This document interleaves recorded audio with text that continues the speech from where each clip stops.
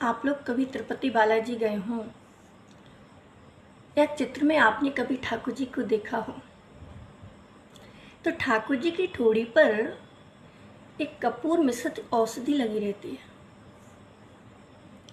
क्यों? तिरुपति में ऊपर तिरुमला नामक पर्वत पर हमारे श्याम सुंदर ठाकुर जी विराजमान रहते हैं, वेंकटेश्वर भगवान।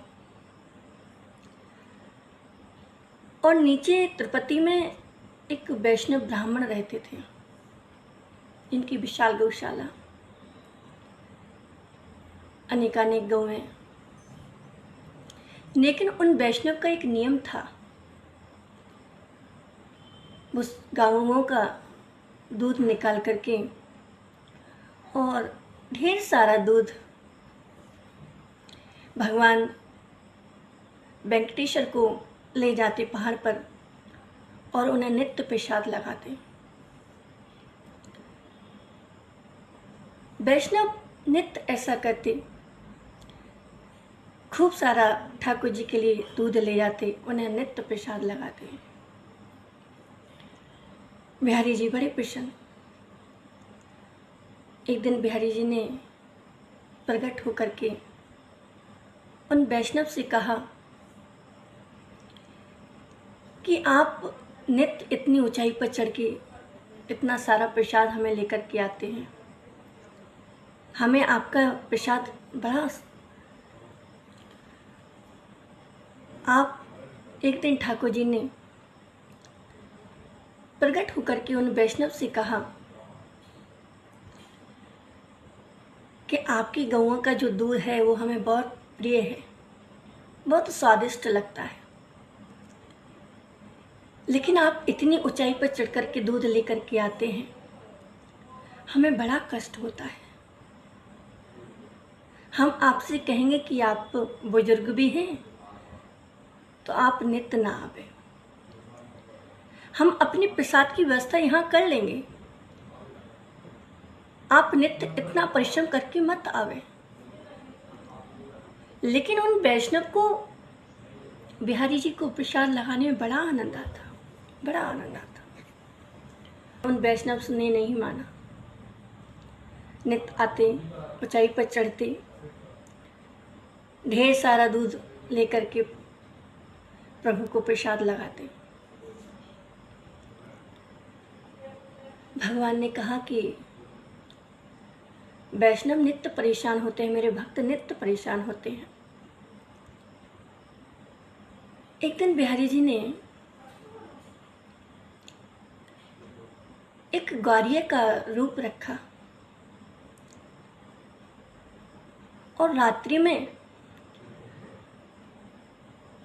उन वैष्णव की गौशाला में जाते और उन गौओं का दूध दोहन करके दूध पी जाते। एक दिन हुआ, 2 दिन हुआ, ऐसे करके कुछ दिन निकले। उस वैष्णव को बड़ा क्रोध हुआ कि ऐसा कौन आता है जो मेरी गौओं का दोहन कर ले जाता है, दूध नहीं मिलता।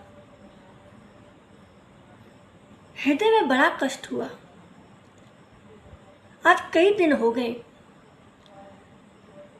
मैं बिहारी जी के लिए प्रसाद नहीं ले जा पाया, वेंकटेश्वर भगवान के लिए प्रसाद नहीं ले जा पाया। बड़ा हृदय में कष्ट हुआ। विचार किया कि मैं आज गौशाला में सोऊंगा और रात्रि में पहरा दूंगा, कोई चोर आएगा तो मैं उसे पकड़ लूंगा। वो वैष्णव सोए वहां पर और अपने पास डंडा रख लिया। प्रभु की तो नित्य आदत। आज प्रभु फिर से अर्धरात्रि में गौशाला में प्रवेश किया।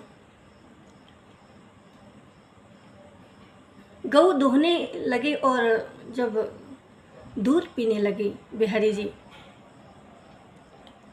तो उन वैष्णव की आंख खुल गई।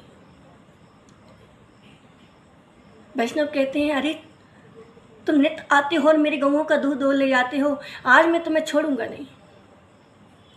प्रभु तो उन वैष्णव का क्रोध देख करके महाराज आगे आगे भाग रहे हैं, आगे आगे भाग रहे हैं।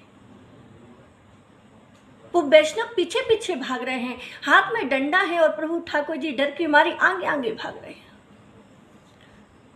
क्रोध हुआ वैष्णव को और डंडा हाथ में तेजी से लिया और ऐसे मारा कि ठाकुर जी की ठोड़ी में लग गई।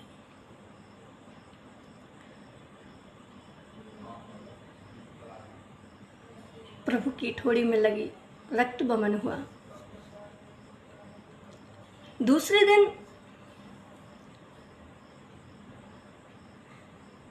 उन वैष्णव ने गौओं का दूध निकाला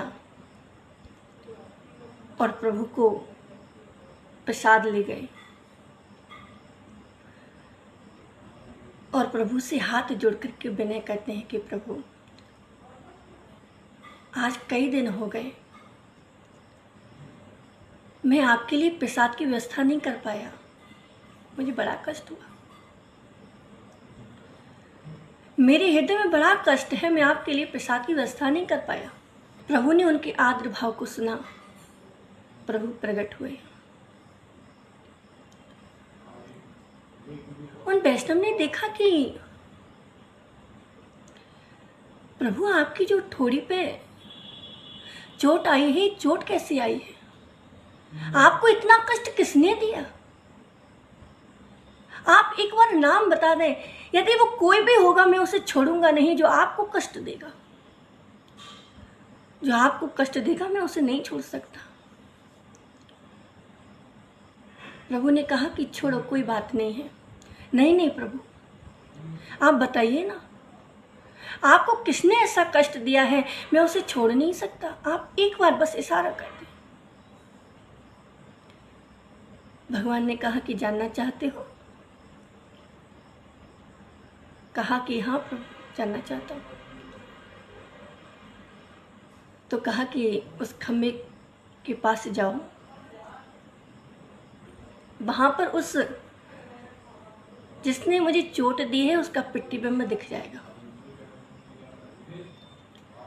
वो वैष्णव उस खम्भे के पास गए तो उस खम्भे में कांच लगा हुआ था। जब उस वैष्णव ने जाकर के देखा तो कहा कि प्रभु, इसमें तो कोई दिख ही नहीं रहा, इसमें तो केवल मैं ही दिख रहा हूं। भगवान ने कहा कि वैष्णव भक्त, ये कोई और नहीं है, मुझे चोट आपने ही दी है। जो सुना है उन वैष्णव ने कहा कि प्रभु, ये अपराध मुझसे कब हुआ? मैंने तो ऐसा कुछ नहीं किया जो आपको कष्ट हो, आपको चोट लगे। प्रभु ने बात बताई कि आपसे मैंने कहा था कि आप इतना ऊपर चढ़ करके आते हैं, कष्ट होता होगा, आप रहने दीजिए, लेकिन आप नहीं माने। तब हम आपकी यज्ञशाला में रोज रात्रि में जाते और आपकी गऊओं का दूध दोहन करके हम पी आते हैं। उस वैष्णव ने जब ये बात सुनी तो कहा कि प्रभु, आपने ऐसा क्यों किया? मुझे आपकी सेवा करने में बड़ा आनंद आता है, बड़ा आनंद आता है। आपने मुझसे इतने दिन सेवा मुझसे छीन ली। प्रभु, आपको लगता है कि मैं ऊपर आता हूं तो कष्ट होता है मुझे, लेकिन मुझे ऐसा लगता है मैं तो आपकी सेवा करने आता हूं प्रभु, आपसे मिलने आता हूं। तभी तो भगवान से यदि मांगना है तो भगवान से एक ही चीज मांगो कि प्रभु, हम आपकी सदा सेवा करते रहे, हम आपके नित्य दर्शन करते रहे, हम आपकी सदा सेवा करते रहे। उन भक्त ने, उन वैष्णव ने तुरंत औषधि बनाई, प्रभु की ठोड़ी पर लगाई और कहा कि प्रभु, अब जब तक मैं जीऊँ, जब तक मेरे शरीर में प्राण रहें, तब तक मुझे आपके चरणों की सेवा मिलती रहे। इसलिए मांगना है तो भगवान से उनकी सेवा मांगो, प्रभु के दर्शन मांगो और यही कहो कि तुम्हें देखना ही इबादत है मेरी, तेरी याद बंदगी है और तुम्हें कैसे भूल जाऊं प्यारे, तू तो मेरी जिंदगी है। यदि बिहारी जी को अपनी जिंदगी मानोगे तो किसी और की सेवा नहीं करनी पड़ेगी, बस भगवान की सेवा मिल जाए, इससे बड़ी तो जीवन में कोई बात हो ही नहीं सकती। ऐसे भगवान अपने भक्तों पर करुणा बरसाते हैं, ऐसे मेरे श्याम सुंदर अपने भक्तों पर दया बरसाते हैं। जो प्रेम से, भाव से मेरे बांके बिहारी को याद करता है, उनकी सेवा करता है, तो बिहारी जी तो उन भक्तों के लिए दौड़े चले आते हैं, भागे चले आते हैं। जय श्री राधे, जय श्री कृष्ण।